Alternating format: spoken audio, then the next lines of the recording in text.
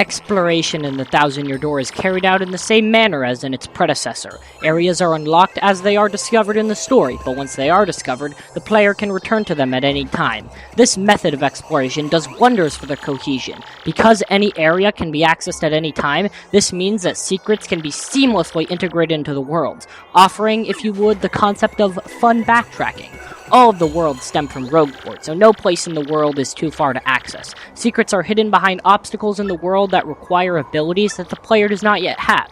This incentivizes backtracking without requiring it, which is sadly a commodity not present in many annoying quests. Worlds are unique, fun, and contain their own mini storyline, partner, and mechanic. Some are lacking in substance, such as Chapter 4 containing far too much backtracking for its own good. Twilight Town is the most wasted area in the game. It has such great music, atmosphere, and story, but the backtracking is so awful. The entire chapter consists of walking back and forth between Twilight Town and the creepy steeple. That would not be nearly as bad if the enemies didn't respawn every second, drawing out a somewhat minimal run-through to an agonizing slog.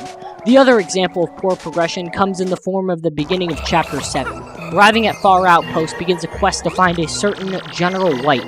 The player must scour every single location in the game while talking to random NPCs before finally arriving back at the outpost to find General White asleep in his house. While this is clearly played as a joke, it does not take away from how senselessly boring traversing locations you've already explored and talking to random characters until one of them tells you where to go next, rinse and repeat. Thankfully, aside from these two instances of poor world design, the progression in Thousand Year Door is well organized, coherent, and fun throughout. No other part of the game feels boring in any capacity. Glitzville is a bright, lively battle arena with its own secrets, visitors, and lore. The XS Express is an excellent luxury train, bursting with helpful companions and dastardly criminals alike. For as much flack as I gave to Twilight Town, I have to admit, the world has a beautiful design, and the atmosphere has a uniquely unsettling nature. Progressing through these worlds is seamless thanks to how well designed they are, which brings us to the other equally important aspect of progression. The overworld abilities are the core focal point of progression. Without a good way to interact with the world, good design serves no purpose. Each one is either unlocked from a partner or by opening a black chest that curses the player with a new ability. The partner abilities are mostly used for discovering secrets and solving puzzles, while the chest mechanics are mostly used for traversal. All of them, from the breezy flight of the paper airplane to the bombastic explosion of Bobbery, to the useful insights of Goombella, have their own uses in various circumstances and are all simple yet effective. Except for Miss Mao's treasure hunting ability, that one is a complete dud. It serves no purpose and is just as confusing as it is helpful. The abilities are overall useful to the overall progression of the story. Each one complements the area and it is in, and makes for very intuitive puzzles. The way the worlds are structured means that the player can always return to a previous world with new abilities, and discover new secrets. Progression is a difficult aspect to get right in any game, and it is the seamless worlds and rich mechanics that allow the progression in Thousand Year Door to be both smooth and natural.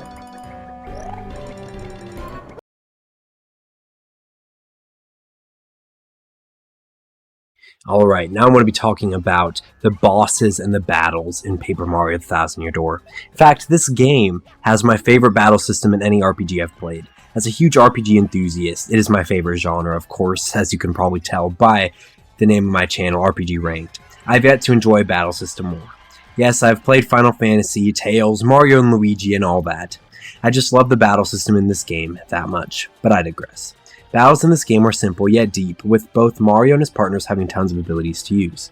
The badge system and action commands in particular are huge highlights to this game. The badge system acts as a very in-depth equipment system that allows Mario to customize everything down to the last details. Some badges will allow Mario to use different abilities, buff or alter his stats, change the difficulty or sound effects, not the difficulty of sound effects, that would be interesting, or even negatively affect Mario in one way and positively affect him in another. And action commands allow you to do extra damage while utilizing your abilities, making the combat so much more engaging, especially when you use stylish moves, which make the audience happy. Yes, this game has an audience. when you're fighting battles, which is absolutely awesome.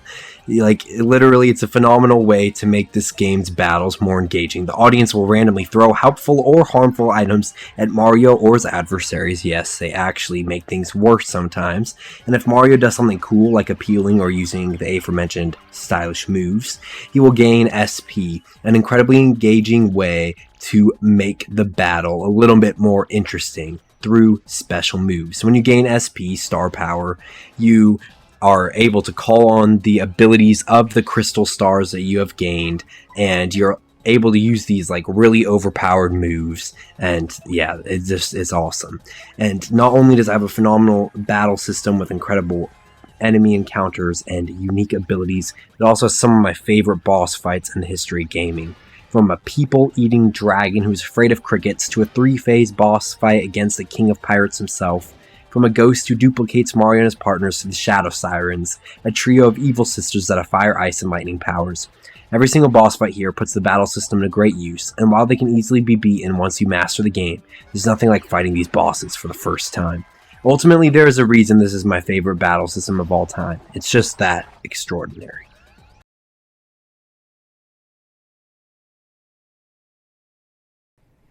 Two of the biggest draws of the Paper Mario games are their chapters and their partners. While not every game in the series has conventional partners or chapters, Thousand Year Door sure does, and this game easily has the best partners in the series, and for some, the best chapters in the series. The chapters in this game provide tons of unique environments to explore, from a deserted island to a train infested by creatures. However, the true exploration is found in the hub town of Rogueport, which is chock full of badges, star pieces, shine sprites, and so many other unique items down in the sewers. While Thousand Year Door features much more linear areas compared to Paper Mario 64 and the Origami King, Rogueport is an exception to this, as it is an expansive area full of tons of rooms and wacky secrets.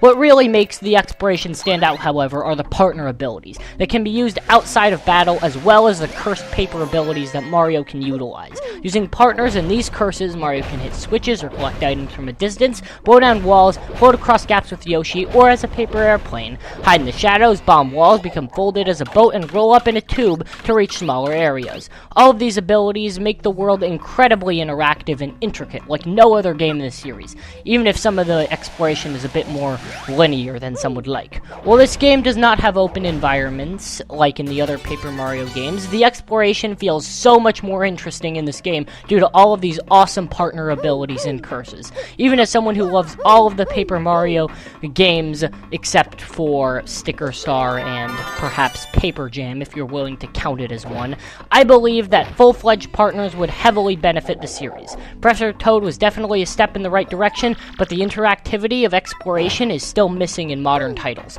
Ultimately, the exploration and partners in this game are truly fantastic.